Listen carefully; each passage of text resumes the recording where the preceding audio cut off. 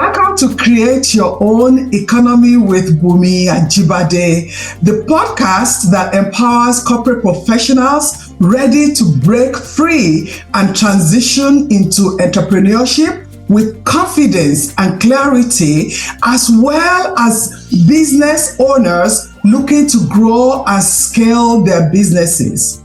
If you're exhausted from building other people's dreams, leaving you little time or energy to focus on what truly matters to you, you are in the right place. Each week, we provide actionable strategies, expert interviews, and real-life success stories to help you turn your ideas into thriving business. Ready to take bold, clear steps toward life and business you deserve? Let's get started. Have you ever poured your heart into your work only to feel invisible, to feel unheard, to feel overlooked, undervalued, unappreciated? If you have felt that, you're not alone. I actually felt that also when I was in my corporate job. But this is it. You don't have to feel stuck. You don't have to stay there. You don't have to put up with that, because feeling undervalued shouldn't be the end of the story you are telling yourself, or that you are going to tell your children or your grandchildren. Instead, it should actually be the beginning of something greater, the beginning that can really help you to turn that frustration to become the foundation of your entrepreneurial journey to success, that can make you turn that frustration, that anger into something like, I will show you what I can do. You know what I'm trying to say? I will let you know what I can do. Because you can hear it in my voice because I was there. So we will uncover the reality of that subtle workplace feeling that most of us accept for whatever reason we did. I know why I accepted mine for that long a period of time that I accepted it. And I don't know what your story is, why you are accepting that subtle feeling that is not really good. But whatever it is, you don't have to take it any longer. You can make the decision and to take control of your destiny. You can make a decision today to start planning towards what you want to do. So today we're really going to look at how you can turn that feelings of being undervalued and ignite that entrepreneurial spirit that can set your soul on fire to do those things that are amazing, those things that will bring the best out of you, those things that will show the value that you have, those things that will show what you have to give to the world. That if somebody does not value you, it does not mean that you are not valuable, but you have to show them that the value that you have. So as I said today, I'm going to start a series called Navigating Workplace Challenges. It's going to be a series, and there will be different episodes from that where we will choose a specific challenge, and then we'll think about, we recognize what the challenge is, and you'll be able to reflect on the challenge and see the effect of that challenge on you, on your career, on your family, and hopefully we'll be able to ignite something in you that will help you rise up to want to take action. That is the goal. So we'll identify that workplace challenge and empower you to reflect and also to take action. So today we're going to start with the first episode under that series. And again, the series is going to be called Navigating Workplace Challenges, Recognize, Reflect, and Rise. So the first episode under it is how to rise from feeling undervalued to unleashing your entrepreneurial spirit. So that is the topic today. So we will uncover the subtle but yet impactful actions that the actions of the employers or your bosses that will really make you employees feel undervalued. And then we will explore some things that will help you to start pursuing entrepreneurship.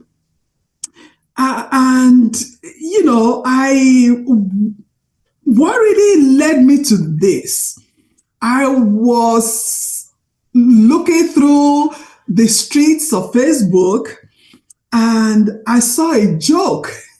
I saw a joke. And although the joke I know it wouldn't happen, but it was a joke. So let me tell you the joke. And this person said, my boss arrived to work in a brand new Lamborghini. And I said, wow, that's an amazing car. And he replied, if you work hard, put all your hours in and strive for excellence, I'll get another one next year. Really? I know there's no boss, there's no employer that will come out and verbally say that to an employee. No one will say that. But I started thinking that they might not say that. I mean, most of them they should be emotionally intelligent not to say that. But do they have some actions that might mean the same thing? Do they do some things that will make you feel the same way that as that boss made that employee feel? And I just started thinking of that. And that is what brought me to this series that I don't know how many series I will come up with, and I hope you also will help me maybe suggest some topics, suggest some things to me, and I will also really covet your suggestions as we go through these episodes. So what are some things we want to look at? What are some things that your employer will say or do, those subtle things that they will do or the actions they will take that will really make you feel undervalued, that will really make you feel unappreciated? Because if that boss will say, oh, if you work hard, if you put in all your hours, if you strive for excellence, this is what I will get as your boss. There's nothing like when you work hard, when the company does very well, maybe you will also change your car. No, everything is about that employer. So now let's look at some of the things that your employer can do to make you feel undervalued. And I will encourage you, as we said, recognize. I want you to start reflecting, and I hope to ignite something in you that will want to take action. And I'm not saying that you should write your resignation letter today, but that you should begin to think about your value. Think about your value. So, number one, lack of recognition. How does your employer recognize you, acknowledge your hard work? How do they do it? Because when it is done, it boosts your morale. I remember there was a time, and I didn't know any better. I just came to the US and I worked so hard because that was what I knew to do. You work very hard. And I remember at the end of the year, I was given a 3% raise, and I felt so insulted. I felt so insulted. I didn't know. So I asked to speak to the manager of the facility. So I went to his office and I said, I was shocked that I was given a 3% raise. And I said, I worked very hard. You even acknowledged how much I did and all that. And I got 3% raise. I said, I just want to let you know that I do not want the 3%. Please do not put it. I don't want it. I mean, I was mad. I don't want it. And he just started, he said, I'm so sorry you felt that way. I'm so sorry and all that. So you could see that I felt that whatever I was given, the recognition that, he recognized me, but that was not the recognition I thought that it didn't boost any morale, nothing. So now there's sometimes also, maybe you feel that your contribution to the growth or to the development of your department or of a project was not recognized. Maybe the recognition just went to the whole department. Meanwhile, you led the project or whatever it is. So lack of recognition. How does that make you feel? You finished the project, then they took it to the boss, and that project was what put the company on this national platform, and there's no recognition for you. There's recognition for the company, there's recognition for the CEO, but there's no recognition for you. So lack of recognition. Then number two, that makes an employee feel undervalued is lack of autonomy or micromanagement.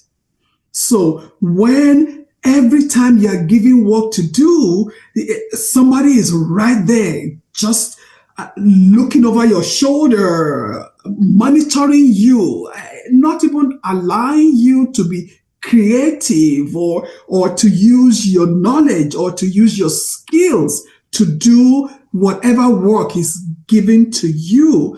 They restrict you. You are restricted you are given the job, but there's restriction on how you could do the job, or how much you could do, So it just you are unable to reach your full potential as a person. So you just feel that like you are restricted. You are just, you are not able to bloom in what you could do. Then number three is when your employee ignores your well-being.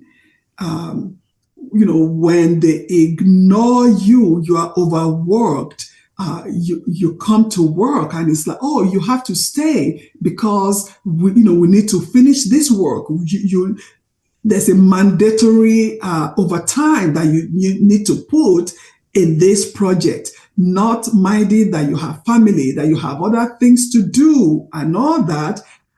And also you are still underpaid, So it just doesn't sit well because they don't respect your personal time. They can call you. Are you at home? And I've heard stories from my clients that they are on vacation and the boss cannot call them because they're on vacation, because they know it will be against the policy, HR. They can be in trouble with HR, but they just say, "Oh, I just want to check, how your vacation is going." Because they want to call that person to work, not just they don't care about your personal time. They don't respect your personal time. So it doesn't feel good. It doesn't feel good to you. And the kind of overload, work overload that they give you compared to the compensation that you are given, compared to when it is time at the end of the year to give you a raise, and they then look for reasons why you won't get a raise. It doesn't sit well. It just shows that they don't value you, and they don't value your input into the organization. Then poor communication. There are times that there's lack of transparency, and that can lead to feelings of isolation and uncertainty. And I have been in a group where there was a time I saw my boss and other people in the department. They were having a meeting, they were communicating, they were having a meeting, and nobody invited me. Nobody called me to the meeting. I still remembered vividly how that made me feel. Then I felt like I'm supposed to be part of that department. So what meeting are you doing that you won't communicate with me? And then when it's time for us to work, I will get most of the work because they know I love to work, So that doesn't sit well with anybody, because I felt used, I felt overworked. Then number five, lack of professional growth opportunities. There's so many times you are not included in skills development or opportunities to advance your career, and nobody will even submit your name. And even if you identify opportunities that can help you, you identify growth opportunities, it will be denied.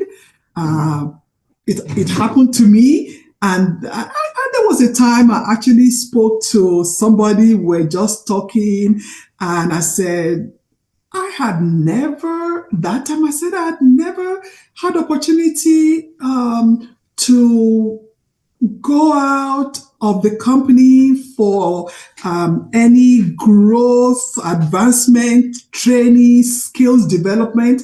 And the other person said, no, that is not true.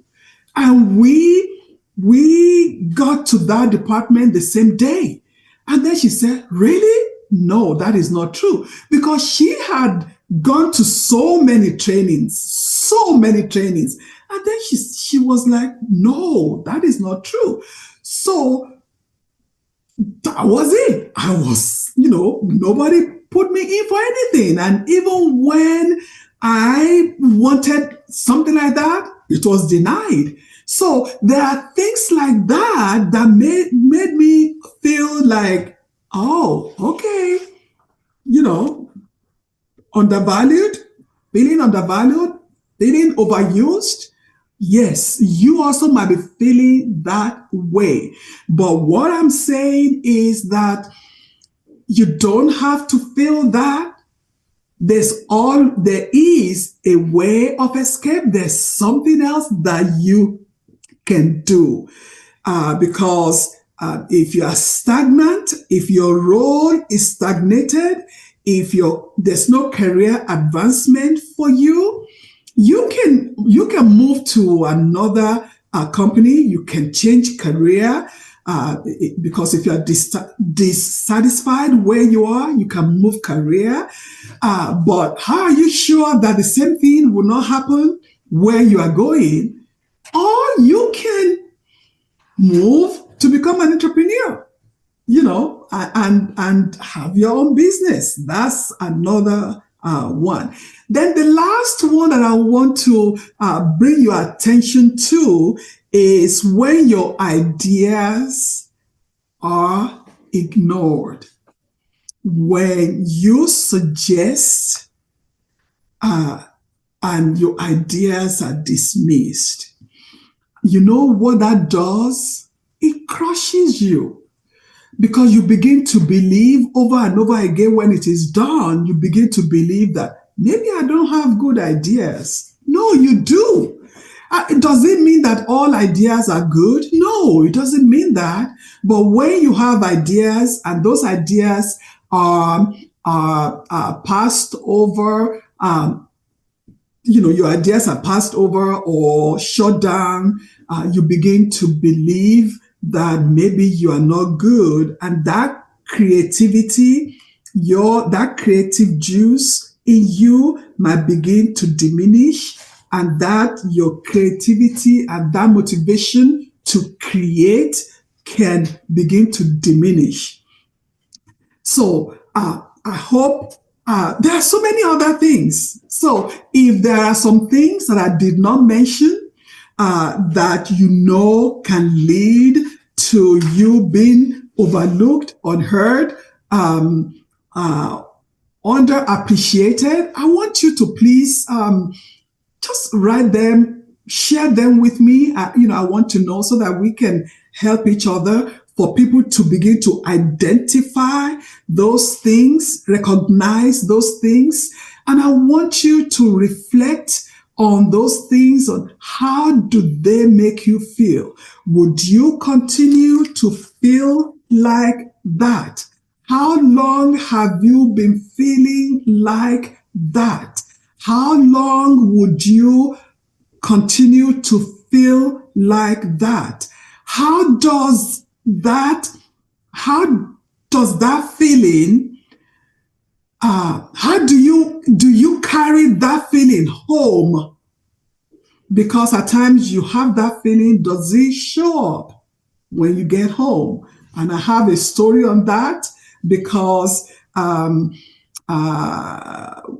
when that friend that identified that I was never allowed to, or I was never allowed to go for any external training in the department, when she eventually added my name for a training and it was not approved, she didn't know what to tell me. Eventually she did, and I didn't know. I carried it on me, and my son came home. He just he just finished college, and he came home and he saw my countenance and he saw that something was wrong. But I didn't see it on me, but he saw that something was wrong.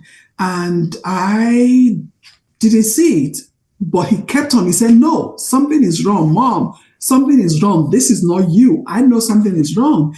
Eventually, I had to think back. I said, don't worry. I wanted to go for this training to become a certified coach and trainer and speaker, and it was not approved. But it's okay. It's okay. Maybe another time. And he said, how much was it? And I told him how much it was. He said, how much do you have? I told him, I could come up with half of the money. He said, okay, don't worry. Myself and my brother will come up with the same half, the remaining half. So, and that was how they came up with the remaining half. So what I'm trying to say is that I didn't know that I had it. It was showing in my countenance at home. So how long would you let the way you feel undervalued, unappreciated, overlooked, unheard, how long would you allow that to reflect in the way you show up at home? So I want you to reflect on that, because I think it is time for you to take action. I hope you will allow yourself, you will allow this to ignite something in you to take action. If you ever felt like you just need something small, you feel that you need something to move, I hope this is it. If you ever felt you need something to push you, you need something to ignite something in you, I hope you know that this is it. I hope recognizing these subtle actions can really help you. And I want you to reflect on what could be different. I want you to reflect that if you choose entrepreneurship, what could be different? So number one, recognizing your value. Entrepreneurship allows you to reclaim your worth. It allows you to reclaim your worth because you can create the business that aligns with who you are, that aligns with your talent, aligns with your passion. Because understanding your life's purpose makes you live your authentic life, authentic self without apology. You have that authentic living.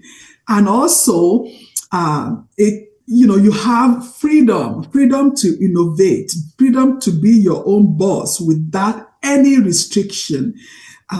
It allows your creative juices to flow freely. I have seen so many of my friends on Facebook. You see their creative juices. You see how they come up with ideas. I'm just so happy because they will do things that and then when I see the things that they come up with, I'm like, yes, this is you. Yes, this is you. I'm so happy for them. And I want to feel the same way for you. I want to feel the same way for you.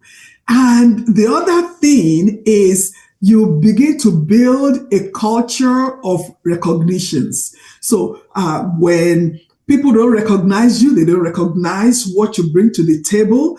But when you create your own economy, when you create your own source of income, when you bring a value to the table, when you have your own project and you accomplish your project, you then have time to celebrate because it's part of that project.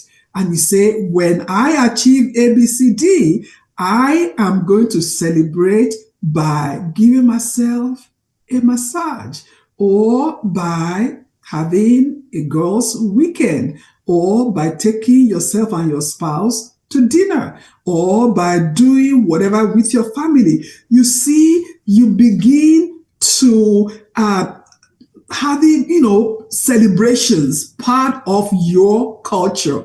And when you do that to yourself, even as a solopreneur, when you begin to have team members, you begin to learn that you celebrate achievement of your team.